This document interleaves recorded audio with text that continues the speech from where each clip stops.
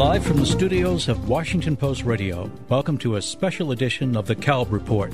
Tonight's topic, politics, pros and cons, election 2006. Now our moderator, Marvin Kalb. Hello, and welcome to another edition of the Kalb Report, a public policy program co-sponsored by the National Press Club, the George Washington University, and the Shorenstein Center on the Press, Politics, and Public Policy at Harvard's Kennedy School of Government. I'm Marvin Kalb, a senior fellow at the Shorenstein Center, and as you heard, our subject tonight, politics, pros and cons, election 2006. I am joined by Susan Page, Washington Bureau Chief for USA Today, Candy Crowley, a senior political correspondent and analyst for CNN, Eleanor Clift, a contributing editor at Newsweek magazine and a regular panelist on the McLaughlin Group and a contributor as well at Fox, Bob Fuss, Capitol Hill correspondent for CBS Radio News, and Andrew Kohut, president of the Pew Research Center and director of its Center on the People and the Press.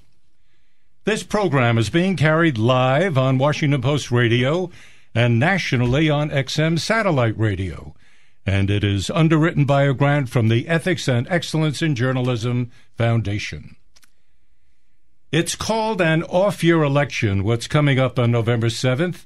Neither the president nor the vice president is running, but just about everyone else is. Senators, congressmen, and women, governors, mayors, even dog catchers. The big question is, will the Republicans retain control over the Senate and the House, or will the Democrats retake control of the Senate or the House, or both? Another big question is, will the war in Iraq finally claim a political victim? By which I mean, up to this point, no matter how bad the news from Iraq might have been, the administration seemed to escape being held accountable for the war. So what is the mood of the electorate at this time? Panelists, let's get started. Andy Kohut, you are our star pollster, my judgment one of the best. In a recent poll, you found that the public is more interested in this off-year election than in past off-year elections. What are the numbers, and what are the numbers telling us? Well, first, Marvin, that increased interest is a measure of their discontent. Turnout goes up at times when the public is unhappy. The public is unhappy. They are unhappy with national conditions, the war in Iraq, the economy, rising healthcare costs, any number of things. They're as a consequence, President Bush has a 37% approval rating in today's Gallup poll and in our poll and others. And the Congress has an even lower approval rating. This is a time that's very unusual with respect to how angry people are and how much people are looking at this midterm election, not as a local election dealing with states and congressional districts, but in terms of national issues. We have a higher percentage than usual saying they will be keeping in mind what party controls Congress when they cast a ballot. We have the largest percentage since 1982 in a poll where people say they will be casting a ballot against the president when they vote in their local congressional districts. So, just to be sure, are the Republicans as interested in this as the Democrats? The Republican enthusiasm generally have an advantage on enthusiasm, but in this election, there's more engagement among Democrats. Candy Crowley, you're always running around the country. Are your findings about the public's mood the same roughly as Andy's? Absolutely. It's interesting because when you do visit these individual races, be they Senate or House, they do talk about different things than what we talk about nationally. They do talk about, new access to O'Hare or whatever the individual local race is about. We don't really hear a lot on the national level about health care. That comes up a lot. It's more pocketbook issues. I think Iraq is the patina that falls over the entire country that makes things feel bad. But I do think that in these individual races, what you find is that they are talking about things other than what the national dialogue is. And Susan Page, your sense of the public mood, words like angry, disillusioned, bitter, or is it more supportive, upbeat, eager to back President Bush no matter what? I think that When I go out and talk to people, I see a landscape that is quite unhappy. And I think largely because of the Iraq War. I think the Iraq War is shaping a landscape that is bad for Republicans, bad for incumbents generally, but since Republicans control the House and Senate, it makes it especially bad for them. And despite the economy, because in fact, while there are some problems with the economy, in fact, is pretty good. Unemployment is at near record lows. Inflation is low. Growth has been okay. Gas prices have come down a lot since the summer. That is not helping Republicans in the way that you might expect it to. And I do think that while there are some other issues that are troubling Republicans, I think this is an election that turns on the war in Iraq. Bob Fuss, you spend a great deal of time on Capitol Hill. What are your sources tell you is their judgment of the public mood? Well, the Republicans are scared. They're very scared, and they're acting scared. And you could see some of that in the reaction to the Foley scandal, where they were all not only protecting themselves, but turning on each other, and top Republicans blaming each other publicly, which shows you how frightened they are. I agree with everything that's been said about the mood out there, and that clearly a shift can happen. I think it's important to remember, though, that taking over the House is not easy. It's happened once. A party shift has happened once in the last 50 years. And the reason for that is that, when we look at these races, we're looking at, I don't know, we may have different numbers, but anywhere from 30, 40, maybe 50 races that are truly competitive out of 435. And the reelection rate generally is high. People tend to like their member of Congress, even if they dislike Congress as a whole. And so while I think it's certainly, possible and maybe even likely that the Democrats can take over the House or the Senate, it's not by any means a sure thing. Eleanor Clift, you've covered many elections. Is it your sense that the public is now ready for a big change? I think the trajectory is clear in this election, that the Democrats are going to pick up seats and the Republicans are going to lose seats. So we are going to end up probably with a House very narrowly controlled by the Democrats, maybe a Senate controlled by the Republicans by one seat. And after all the hoo-ha of who's winning, then you have to ask yourself, what are we left with in terms of the day after the election and what that means for the last 2 years of this presidency. In 1994, when the other big shift occurred, when the Republicans took over, Bill Clinton was only 2 years into his presidency when he was faced suddenly with a Republican Congress, and he really refashioned himself to work with the Congress. President Bush is in the 6th year. He's, I think, looking more towards his legacy. It would be, I think, stunning if he were able to reach out and work with Democrats on Capitol Hill. It's probably more likely that we will get gridlock, and the next 2 years will be a wasteland in terms of legislative achievements on Capitol Hill. Tell me, does any one of you think that a landslide is in the works? I think possible? I think there's a wave that's building, and the only question is, how big is the wave, and who does it take with him? Bob, my good friend Bob, said that there were only 30 or 40 seats contested in Congress. I think that number has grown significantly just in the past week or two. I think we may be looking at 50 or 60 seats in contention. I think it's going to be a very bad year for incumbents. The Republican including Democratic incumbents. Well, actually, I think this could be an election in which no Democrat loses, which would be quite stunning. I think that the Republicans I talk to say they believe the House is now lost, and that the only question is, can they hold on to the Senate? We have comparable Andy Cohen. We have comparable levels of anti-incumbent sentiment in this election compared to 94.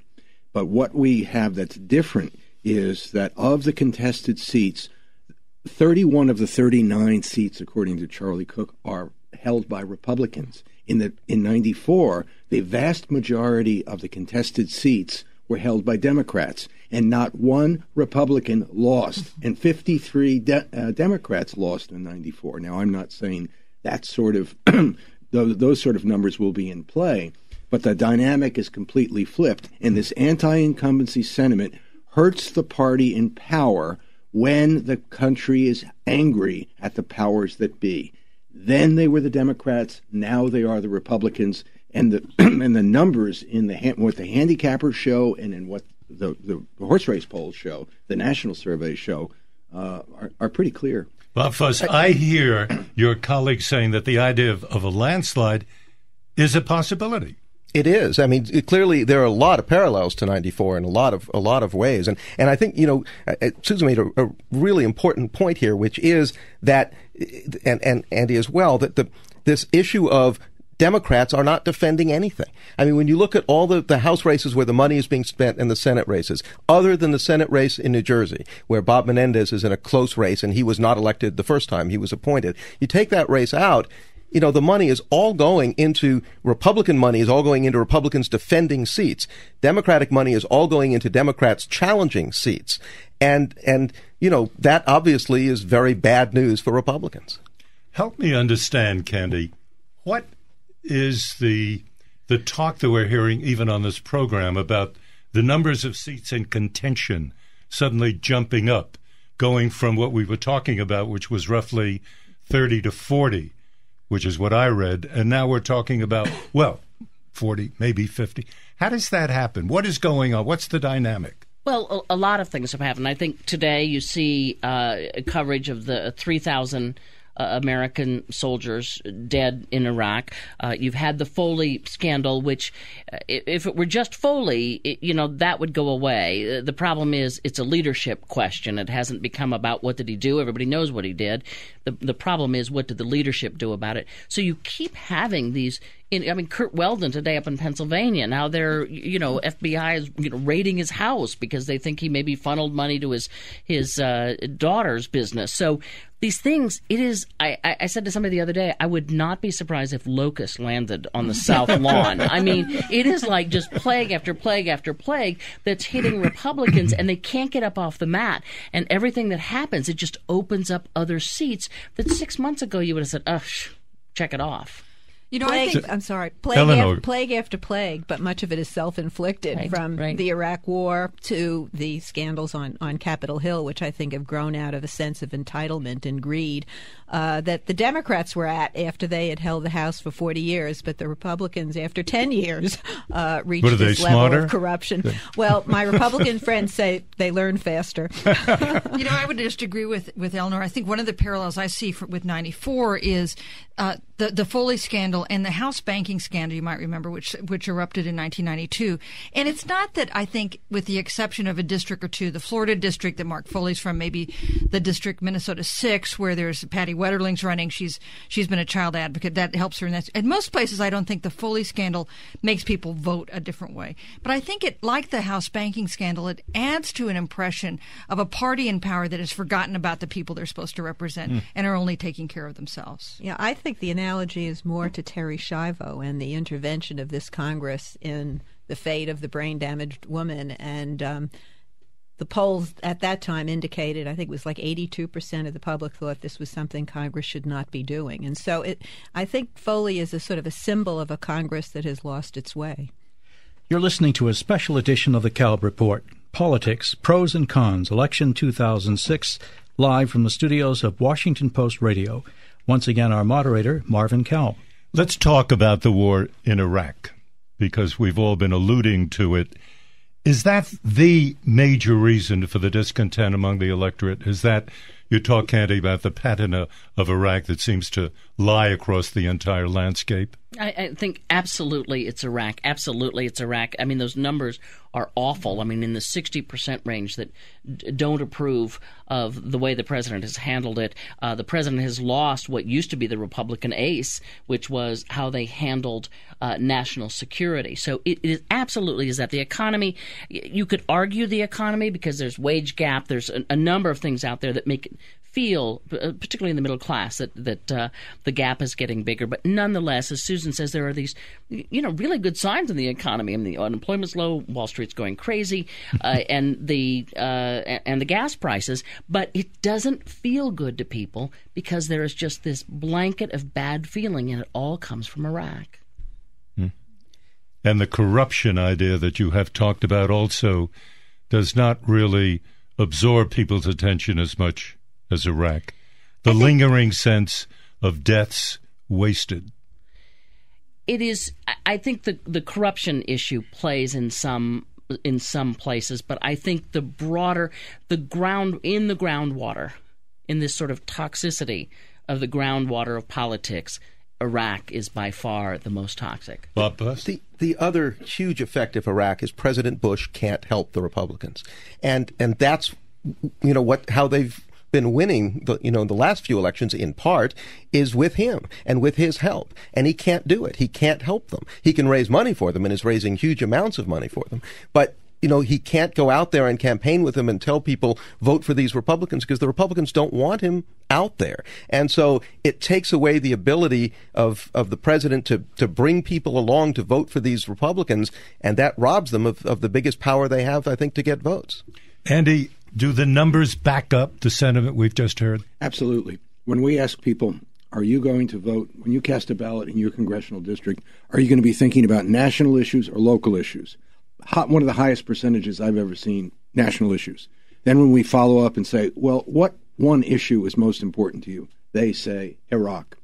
And over this 6-week period, we've seen a lot of news about Foley and so on, scandals and so on. But I think the NIC or the release of that intelligence study that said that this is spawning, the war in Iraq is spawning terrorism, which 80% of the public and our respondents in our polls said they had heard about. Bob Woodward's book have really contributed to the political power of this issue right now. We have had a transformation in our numbers of the percentage of people saying the war in Iraq is now not helping the war on terrorism, but hurting the war on terrorism. And that, combined with a heavy cost, makes it the kind of event where people feel they have to vote against somebody because of this. Somebody has to be punished. The irony here is that when you ask people about what to do about Iraq, there's no solution that tests well. Don't want to pull out, don't want to stay.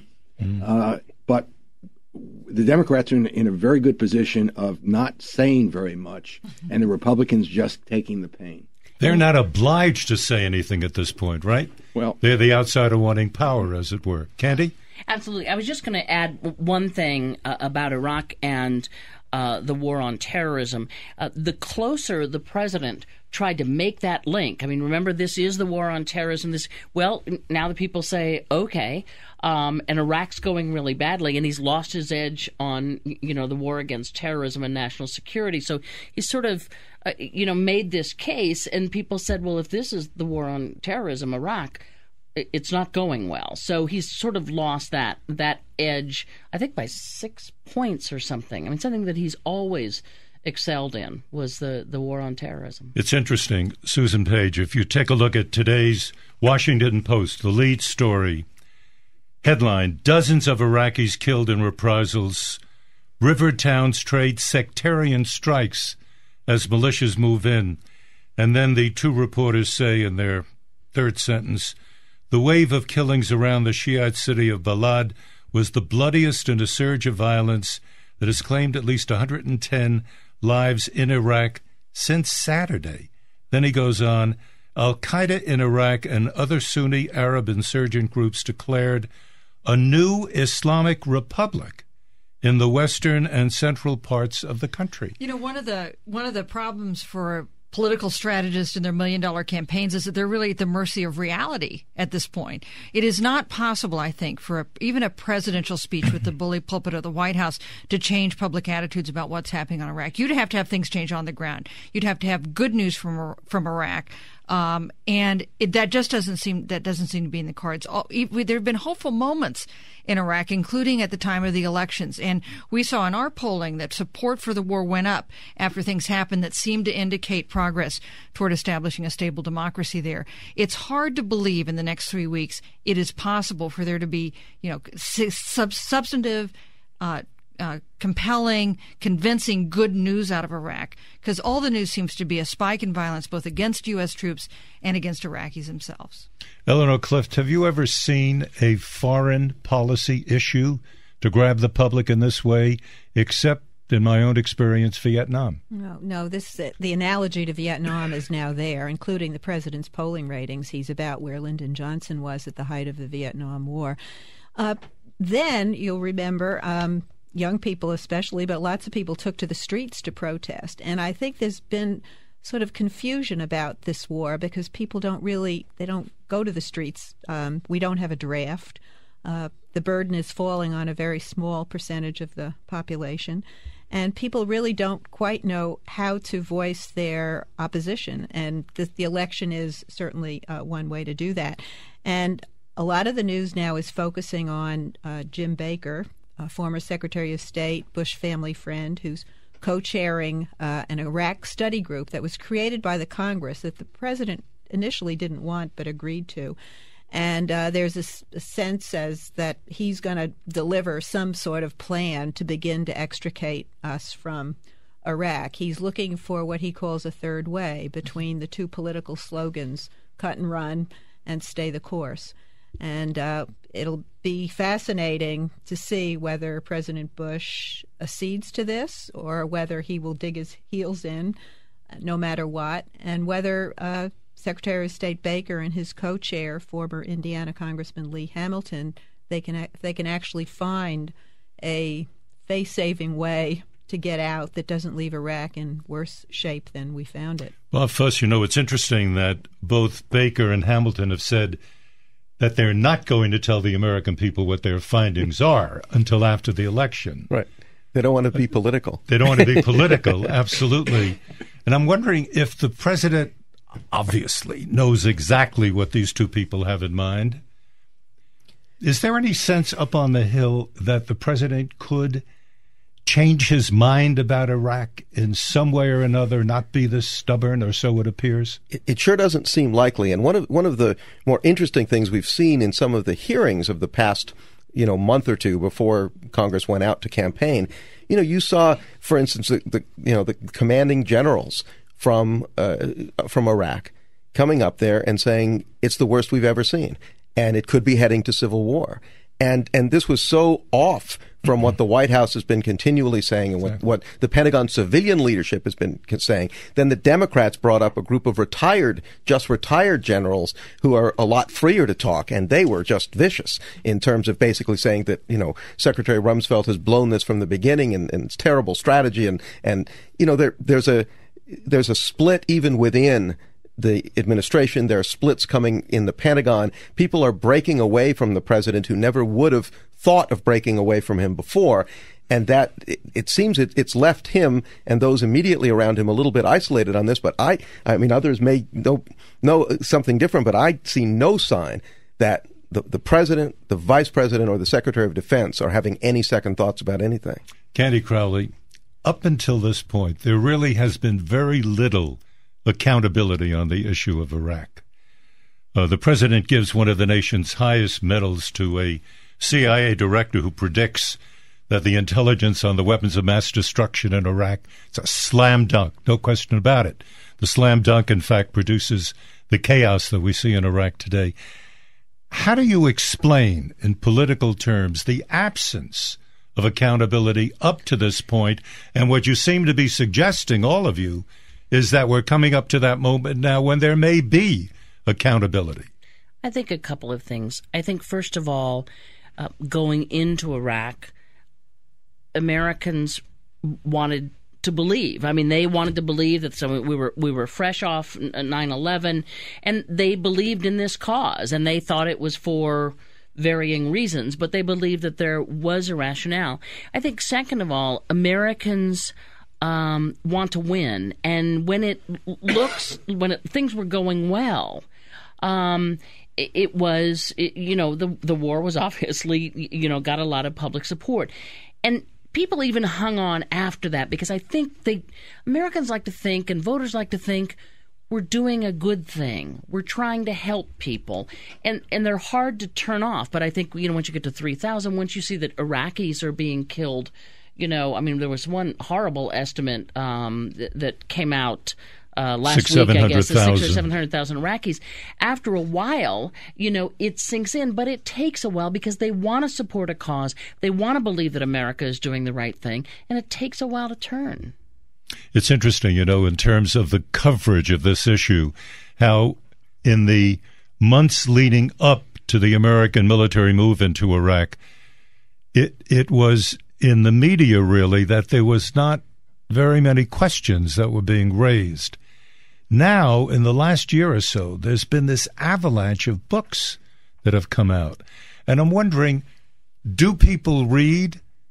Susan, do people read, and are these books having the kind of impact that I think the authors intended? You know, Eleanor mentioned some of the parallels with Yes. the Vietnam War, and I would say one thing that is different with this war is that we see these books that give quite authoritative insider accounts of decision making. You know, that's not something we saw until the Vietnam War was winding down, and years after it was over, before Americans got a kind of glimpse at some of the debates within the administration. Now we see some of the internal strife, some of the efforts that critics call, cherry picking of intelligence. Those things are all laid bare while we're still in the middle of this war. I don't think every American has read Hubris and Fiasco and all these various books, but I think they've heard about them, and I think they contribute to an impression that authoritative people who are not necessarily liberal Democrats, people who actually worked in the administration, have raised serious questions about the prosecution of the war. Andy Kohut, you're nodding your head. Do numbers suggest that you come up with that these books are in fact having a political impact? Well, I think to the extent that they orchestrate a conversation in the media and on the pages of newspapers, they are having an effect. I don't think any one of them. I think Bob Woodward's book is the most influential because he's such a popular writer. But I was thinking as you were talking, maybe I'm the only one who remembers that because I'm the oldest person here. All right. The Pentagon Papers. Remember the impact of the Pentagon Papers? I mean, the Pentagon Papers were singular in the way that these books are. There are many different accounts of the problems that attendant to the war and the subsequent period. But the Pentagon Papers had sort of. But they came out as after U.S. forces were in a period of serious drawdown. It was well after the peak of U.S. forces when the Pentagon Papers were published. 1970, what, 70? No, 71. 1971. So it was 1968, wasn't it, that we had the peak of U.S. forces? We were really in the period there where Melvin Laird was pulling down U.S. forces. So I agree the Pentagon Papers had a huge effect on that debate. But the Pentagon Papers came out at the stage that we hope to be in future years, where we're really seeing the withdrawal of U.S. forces. We're not there yet. U.S. forces are still at among the highest levels they've been. We're in the midst of a Kalb Report program on Washington Post Radio. I'm Marvin Kalb, and I'm joined by Susan Page, whom you have just heard, Candy Crowley, Eleanor Clift, Bob Fuss, and Andy Kohut. What are some of the great races that we're looking at right now and that people are covering and that you political reporters get all excited about, Eleanor Clift?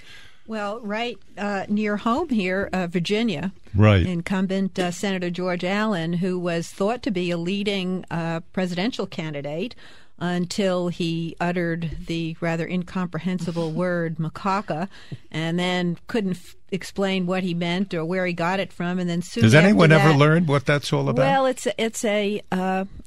it's considered an ethnic slur in some parts of northern Africa, apparently. But shortly after that, he discovered he had Jewish roots, and he responded to that by initially being very defensive and then saying that his mother makes great pork chops and he had a ham sandwich for lunch. You can't imagine anybody handling these issues any worse. And his opponent is Jim Webb, former Secretary of the Navy under President Reagan, a former Republican who actually left the party over his opposition to the war in Iraq. He's a prolific author. He's a phenomenal candidate in every way, except he does not have the people-to-people campaign skills that our modern campaigns seem to demand. Nonetheless, that is a competitive race, and if there is a Democratic wave, Jim Webb could actually bring it off. Before coming into the studio, I just happened to look at a electoralvote.com survey, and they said that Allen is 2 points ahead in a count in which there's a 3-point differential, so it's within that margin of error. Candy Crowley, your favorite? Ohio, just because that's been such an explosive state in the last presidential election, and it also just is kind of this collection of all the problems that have come up. Ohio is in the top 5 states of Iraq war dead for U.S. U.S. soldiers. They've had a corruption scandal in the Republican governorship. It's sort of a case of Senator DeWine, who's the Republican incumbent, not really having done something particularly awful or wrong. I mean, he did stuff for his state, and he was seemed to be an honest broker on Capitol Hill, but he may well lose to Sherrod Brown, who was, opposed the war, and who is right now leading in the polls. So I just think it's a collection of things that are happening in Ohio that are going to bring down some Republican congressmen, but also may bring down DeWine. Susan Page, you know how interesting it was in the 2004 election. It took a long time, and perhaps at the very end, he never quite did it, for John Kerry, the Democratic candidate, to get up there and just say, I don't like this war. He couldn't quite get it out of his mouth. Now it appears, 2 years later, that people are proud to say that they oppose the war, they voted against the war. This is a major shift. Yeah, you saw the political calculations of 2008 candidates everywhere in this election. And I know John... What do you mean by that, Spike? I mean, John Kerry is one of a group of 6 or 7 Democrats who hope to get the presidential nomination in 2 years. And, just as and you see them doing a couple things, raising money for Democratic candidates so they gather some chits, making speeches, trying to get some attention. John Kerry, for instance, had an interview with Bob Woodward in Sunday's Washington Post, where, again, he seemed to have found his voice in talking about the war, something he had really struggled with 2 years ago. Presidential contenders were making those same kind of calculations when they were deciding whether to vote to authorize this war.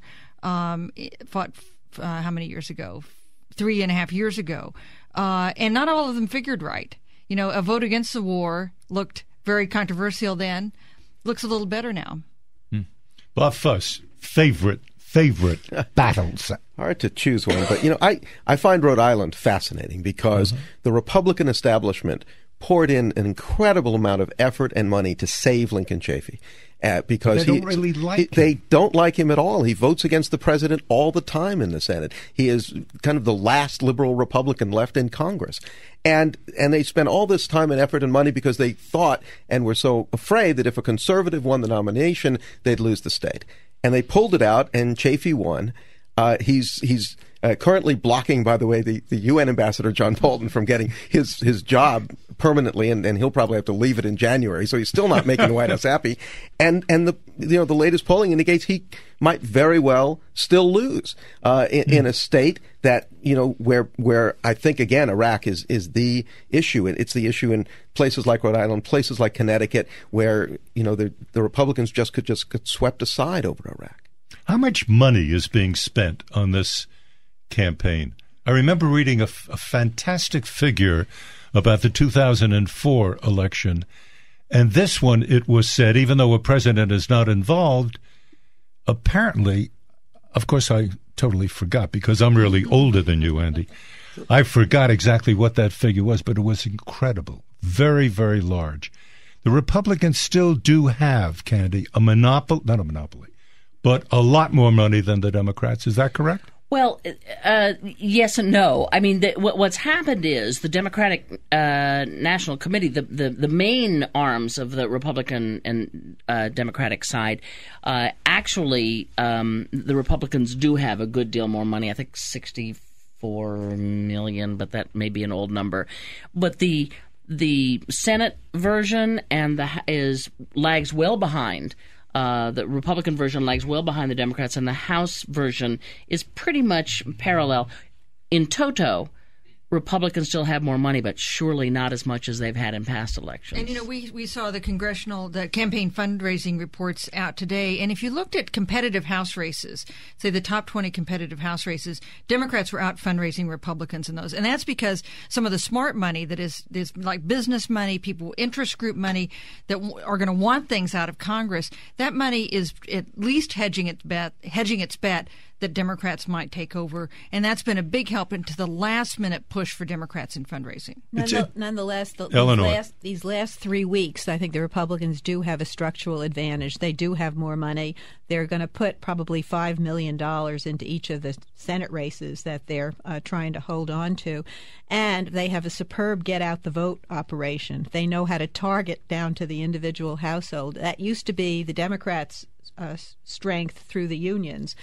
But in the elections of 2002 and 2004, the Republicans proved to be superb, and they allegedly have some new tricks this time. And I know that if you talk to Democrats are still nervous, wondering what Karl Rove is going to, pull, what rabbit he's going to pull out of the hat, and in terms of voter turnout. But Karl Rove can pull any kind of a rabbit out of the hat, but he can't go out and rob a bank. So it's that they've got a lot of money. The Republicans do have a lot of money. Would you explain to me and our listeners, what does that mean exactly? Let's say that you have a lot of money. How does that guarantee or significantly improve your opportunity to win an election? Television ads.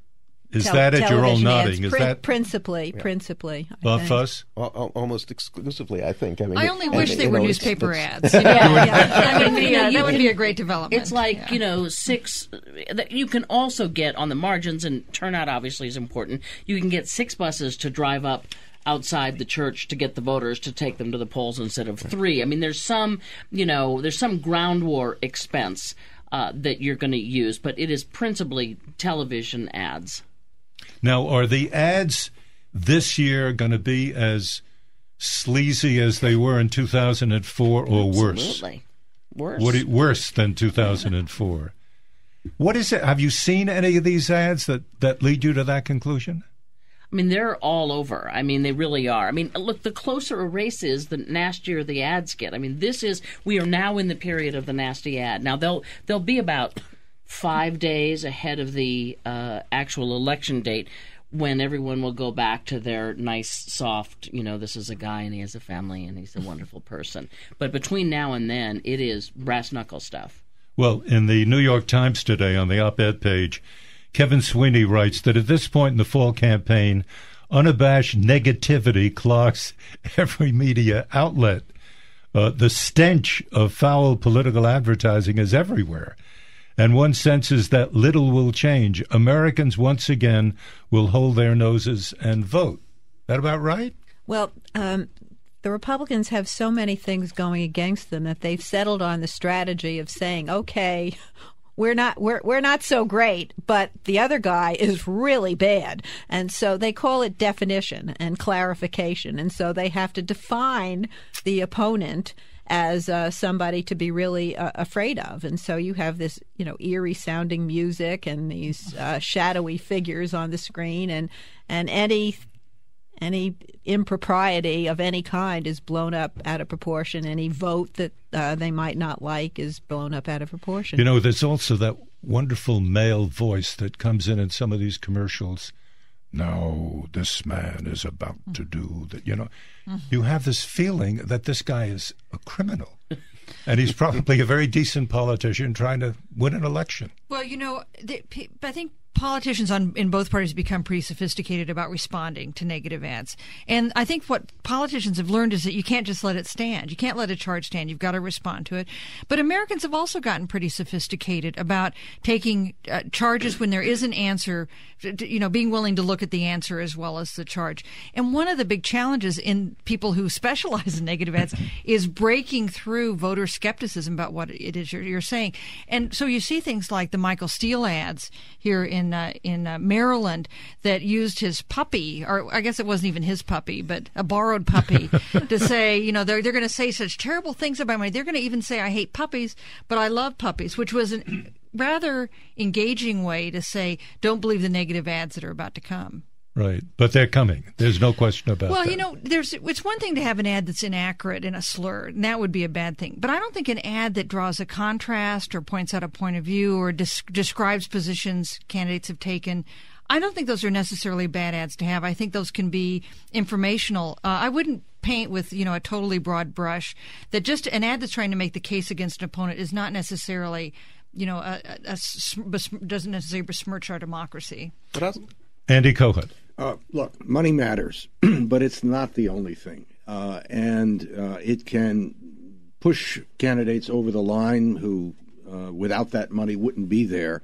But it's not going to reverse the kinds of things that we've been talking about. There is a correlation between how much money people spend and whether they get elected. But it's not a great correlation. Or Phil Gramm would have been president of the United States. Michael Huffington would have won in California. You just can't buy elections. It does matter, but you have to put some perspective and some balance. For instance, if you look at the governor's race in Michigan, which has been an interesting one, Dick DeVos has spent more. Dick DeVos is a wealthy Republican candidate for governor against Jennifer Granholm, the incumbent Democrat. He has spent more money on TV ads than was spent by all the parties and candidates and all the interest groups in the last governor's race. My God. So that's a significant amount of money. And he brought that race. It was even. He pulled a little bit ahead some time ago. New poll out shows, Detroit Free Press poll out today shows Granholm was pulled back up ahead 5 points, which kind of proves Andy's point that I think you need enough money to be on the air and respond, but you don't need to match dollar for dollar when the political climate's on your side. Well, I think actually in Virginia, the amount of money that George Allen has spent on negative ads about Jim Webb have probably helped Allen. Jim Webb, 30 years ago, I guess, opposed women in the service academies and said some pretty pungent things. He says he doesn't agree with that anymore. He has apologized. Nonetheless, there are lots of ads with young women who were in the service academy at the time, saying how this made them feel. And so that issue is now front and center in that race, thanks to the money that has put it on the air almost around the clock. Eleanor, I have the impression that Webb himself may not have enough money to respond ad for ad to what it is that the Republican Allen is putting out. And so the Democratic Senate Campaign Committee has been running a series of ads almost using the word liar to describe Senator Allen, not using that word, but describing him in a very, very negative way. So there's a double plus there for Webb. He doesn't have to spend his own money because he doesn't have that much of it. And there's very negative stuff being put out about Senator Allen. He's also got former President Clinton going in and doing a fundraiser for him. So there is an effort to match Allen. You're listening to a special edition of the Kalb Report. Politics, Pros and Cons, Election 2006, live from the studios of Washington Post Radio. Once again, our moderator, Marvin Kalb. Fellow panelists, I am fascinated by one thing in particular about this campaign, and that is that whenever President Bush, a couple of you have alluded to this early, but I've got to go back. Whenever President Bush shows up to try to help a Republican candidate, to go to a fundraiser, to raise a lot of money for this guy, the guy or gal manages to find some hole in which to hide because they don't want to be seen in the company of the President of the United States. I don't remember anything quite like that, even I hasten to add, in the Vietnam War. Now, what is going on here? At the latest Zogby poll, which Andy alluded to, not Zogby, but alluded to Gallup, Bush's job approval has dipped now to 37%, and a couple of weeks ago was 42%. And, at the time that the USA Today Gallup poll went up to 42%, a very senior Republican told me that as long as Bush was at 40% or higher, he was not a liability for candidates. Of course, now that he would lower that number somewhat now that he's gone below 40%. But let's bring some perspective to this. Clinton's approval rating was 41% in 94 when his party lost 53 seats. 41 would be better, 42 would be better, 45 would be better, but we haven't had in modern history a president dipping significantly in approval without his party losing many seats. If you go back to and look at the commercials, the political ads from 2 years ago or 4 years ago, Republican ads would routinely show the candidate with President Bush in some way, so, standing together, holding their hands up, whatever. And And now the only ads you see with Republicans next to President Bush are ads paid for by Democrats, running against Republicans who are trying so hard not to show it. You know, if one of our correspondents today went to a number of websites of Republicans in tough races, they couldn't even find a reference to the president anywhere on these websites. And I mean, it's really they're distancing themselves as much as they can. And again, it's because, you know, the president at this point is not in a position to help and is clearly in a position to hurt. Candy, and I find that a number of them are even distancing themselves from the Republican Party. They're talking about being independent. Actually, we see that more and more in elections anyway, that there are Democrats who don't identify themselves as Democrats in a particular ad. But absolutely. I mean, to me, it's more running away from George Bush. You were talking about the Steele ads in Maryland, because the response from the Democrats to, they're going to say, I don't like puppies, and I really do. Their response was, yeah, he likes puppies, but he likes George Bush more. So, it is, I mean, tying George Bush is a way to say, you know, he's a Republican, but it's George Bush that's the problem, sort of, not the party, if you can see the difference. 2 years ago, when President Bush ran for re-election, he seemed to be saying to the American people, trust me, trust the Republican Party. We are the people who can help the American people get through this terribly difficult time. We're fighting terrorism. We've got this awful war in Iraq. He didn't say awful, I am. But at this particular time, and by the way, he won in 2004, but from what I'm hearing, that may not work at all this time. Well, or already we see signs that it's failed. Yeah, the message has been, we can keep you safer than the Democrats can. That's been the message for 2 election cycles. Now, Americans look up, and, you know, I hate to be a, one-trick pony here, but they look up and they see the war in Iraq, and they don't feel safer. They don't believe it anymore. Eleanor? Well, the 2004 election was about national security, and it really wasn't about President Bush. It was about John Kerry and whether he was a worthy successor. And we talked about defining your opponent, and the Republicans did a very good job making the election turn on Kerry's war credentials as though they were somehow suspect. I mean, it was really an incredible job from a political technician's standpoint, how they managed to turn that on Kerry. But a presidential election is a choice between 2 people.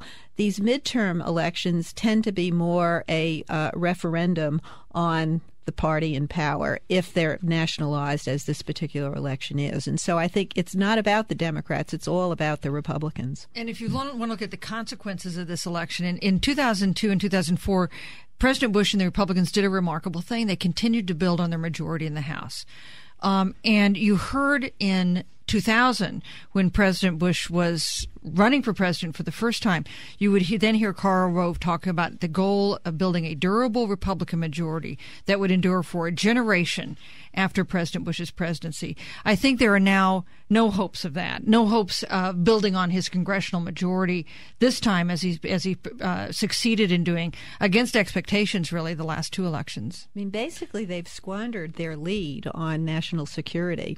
Now, maybe it's a temporary loss, but I did read a quote, and this does come from Rahm Emanuel, who's a partisan Democrat who heads the Democratic Congressional Campaign Committee. But he said that what they've done to their credentials on national security is the equivalent of what Herbert Hoover did for the Republicans on the economy. I thought that was a pretty good comparison. Andy Kohut, what do you think this election on November 7th is going to tell us about the shape of the election in 2008? Anything? That's a hard question to answer, because I don't think you can really have a good sense of what the environment for 2008 is until you know exactly what how the drama has unfolded. I mean, if we do have a landslide, it's going to produce one set of imperatives for the Democratic Party and the Republicans, as opposed to, maybe the Republicans losing the House but not the Senate. I mean, it will define how the political world looks at 2008 that you can envision. I mean, I think the one thing we know from history is that no matter who's ahead as the Democratic favorite early in the game, that person's potential is imperiled because Democrats never stick with the front runner. On the other hand, the Republicans always seem to. So maybe Senator McCain will, who is the front runner, will continue to do very well. But it's hard to imagine without really seeing the way this post-election is written. Andy, could I just ask you, what would constitute a landslide? How many seats? Or just taking the House and the Senate? Well, I think taking the House and the Senate and getting a really substantial margin in the House. I mean, 30 seats. Okay. That's a landslide. That would be winning the Senate and the House even qualifies. Okay, so winning the Senate even by one seat, and the House by a margin of 30 seats. Which would give them a margin of 15 or more. Okay. And the numbers right now, Andy, suggest that is definitely a possibility. Well within the range. Remember the comparison I mentioned earlier from Charlie Cook's work: 39 seats, almost all of them Republican, and if the Democrats lose, Republicans lose 31 seats, which would be comparable to the Republicans losing 53 and 94. That's a big deal.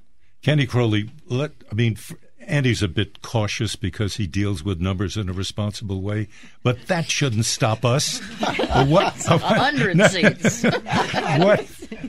As you look toward 08, who, in your judgment, is the one Democrat, or who are the top 2 or 3 Democrats who would stand a serious chance of being considered as presidential timber?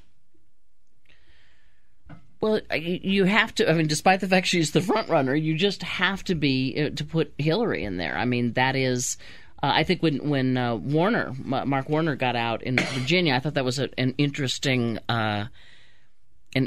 move. I'm still not sure exactly why he did it. At the moment, we have to take him on face value that he didn't want to go through the rigors of a campaign because he has a family, which I thought he knew before he started testing it, but nonetheless, I think there's going to be an alternative Hillary Clinton. Is it going to be John Edwards? I don't know. He looks good in the Iowa polls. John Kerry's talking about running again. I think what 06 does is the 06 election is it gives signals to people about whether they should run. Now, I think they've all made up their mind, essentially. But 06 elections set the table for 08. If you have a Democratic majority, they get to decide what the agenda is. They can send minimum wage to the president every day if they want to, and have the president veto it, and have Republicans vote against it, so they can say, well, they voted against minimum wage. So this is about the jockeying begins on the day after. I can't imagine if there's a Democratic majority in both the Senate and the House that we're going to get much done. It's back to what Eleanor said at the beginning. It'll be gridlock, but boy, it'll be great politics because all those people that want to run in the Senate for president are going to trot out their agendas and try them out there. Eddie Cohen? One of the things that we should think about in terms of what this may be like after the Democrats win, if indeed they do win, is that it's likely that the Republicans who are going to lose are the moderate Republicans who come from blue states. Because that's what we see, that many of these competitive seats are in Democratic regions. And it's, again, we have to go back to 94, because in 94 what happened was the Democrats who were in southern and mostly what we call now red states lost. So this is going to create an even more polarized situation. That's very interesting. This looks like it's shaping up. Susan? But of course, the other thing that happens is that some Democrats will win in red states. And they'll win in red states by not being, in some ways, quite traditional Democrats. For instance, you've got Harold Ford Jr. running in Tennessee, a red state. He's running for the Senate. He's now ahead by a little.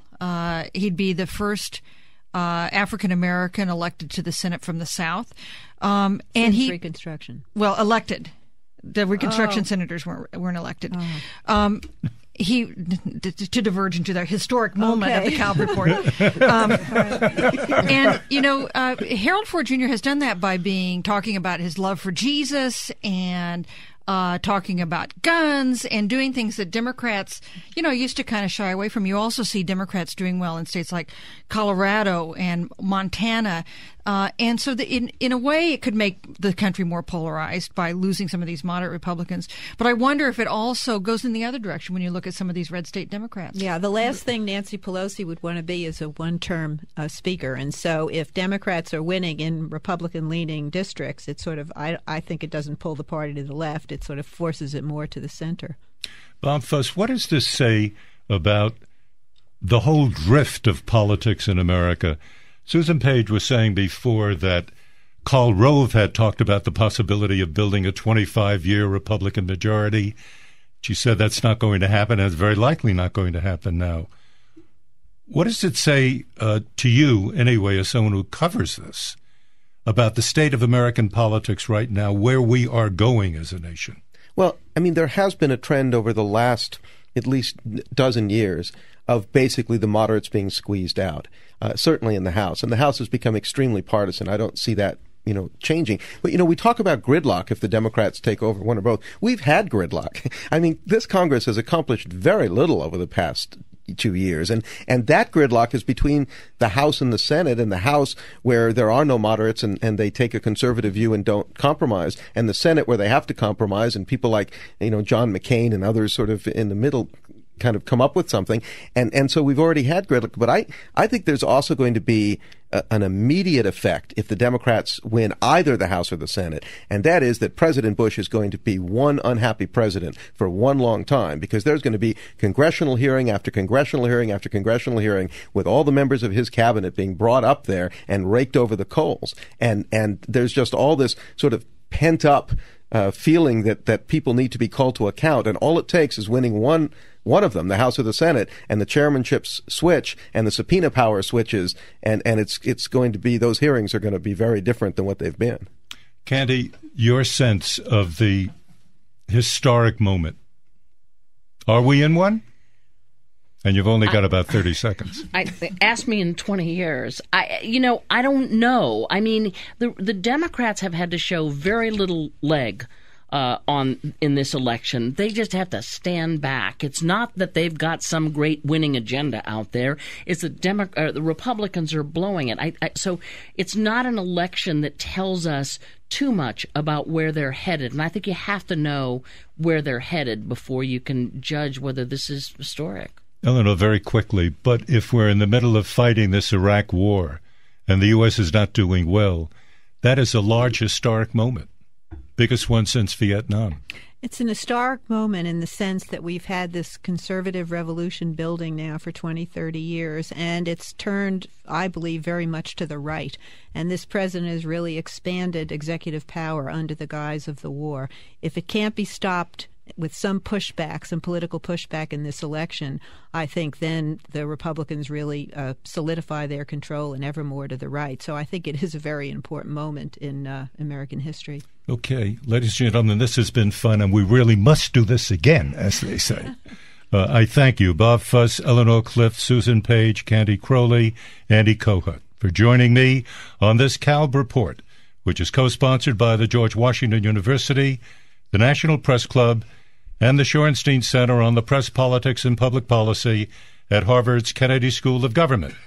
This program has been underwritten by the Ethics and Excellence in Journalism Foundation.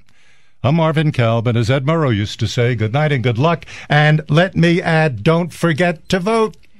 The Kalb Report series is a partnership production of the George Washington University, the Joan Shorenstein Center on the Press, Politics, and Public Policy at Harvard University's Kennedy School of Government, and the National Press Club.